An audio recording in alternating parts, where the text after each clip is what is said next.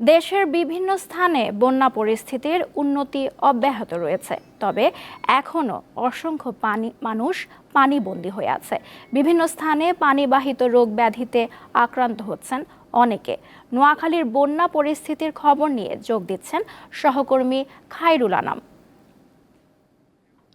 খায়রুল, নোয়াখালীতে আজকের বন্যা পরিস্থিতি এবং মানুষ বাড়ি ঘরে ফিরছে কিনা, পাশাপাশি ত্রাণ তৎপরতা কেমন দেখছেন সে বিষয়ে আমাদের জানান।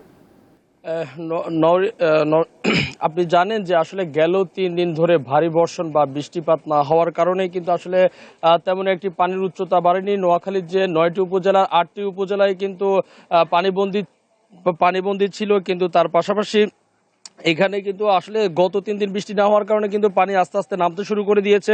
নোয়াখালী বিশেষ করে উঁচু অঞ্চল যেগুলো আছে সেখান থেকে কিন্তু পানি অলরেডি নেমে গেছে, কিন্তু বিশেষ করে নোয়াখালীর যে বেগমগঞ্জ উপজেলা এখানে কিন্তু মহাসড়ক থেকে পানি নামলেও কিন্তু গ্রামের ভিতরে কিন্তু এখন পর্যন্ত হাঁটু সমান পানি রয়েছে। আমি এই মুহূর্তে আছি কিন্তু নোয়াখালী লক্ষ্মীপুর সড়কে, এখানে কিন্তু আপনি দেখতে পাচ্ছেন যে এখনো হাঁটু সমান পানি রয়েছে।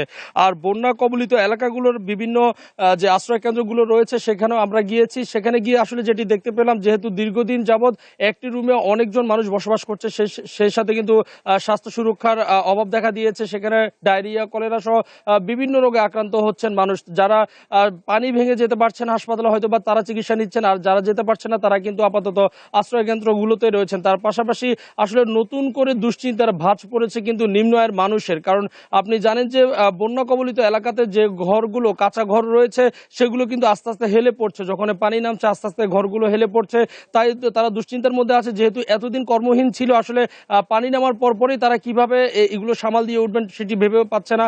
তার পাশাপাশি যদি ত্রাণ কার্যক্রমের কথা বলি, নোয়াখালীতে গেল কয়েকদিন ধরে ত্রাণ না ঢুকতে পারলেও কিন্তু এখন আস্তে আস্তে ধীরে ধীরে ঢুকতে শুরু করেছে। যেহেতু বিভিন্ন সড়ক থেকে পানি হালকা নামছে, তাই বিভিন্ন মানুষ আশ্রয় কেন্দ্রগুলোতে কিন্তু ত্রাণের কার্যক্রমগুলো পৌঁছাচ্ছে। তো আসলে বলা যায় যে নোয়াখালীর বন্যা পরিস্থিতি অনেকটাই স্বাভাবিক হতে শুরু করেছে।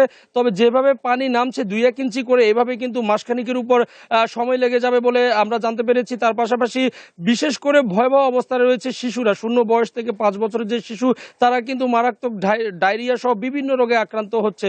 তো এই ছিল নোয়াখালীর বেগমগঞ্জ থেকে আমার কাছে সর্বশেষ। নরসিন। নোয়াখালী থেকে জানাচ্ছিলেন সহকর্মী খায়রুল।